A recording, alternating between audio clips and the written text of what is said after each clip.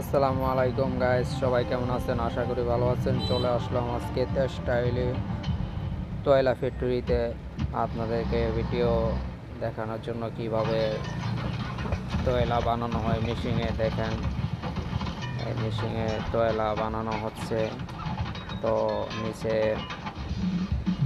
অনেক সুন্দর টয়লা বানানো হয়, অনেক অনেক সুন্দর। এই লোলা লেপেস্ট আছে আপনার টয়লা ঘুরে ঘুরে আপনাদের দেখাচ্ছি। দেখেন, এই যে এখান থেকে সুতা আপনি ঢুকে দিক দিয়ে আসিয়া দিক দিয়ে যায় মোটরে ধুয়ে হয়। এখন আপনি পিছে যাব, পিছে যায় পিছনটা দেখাবো।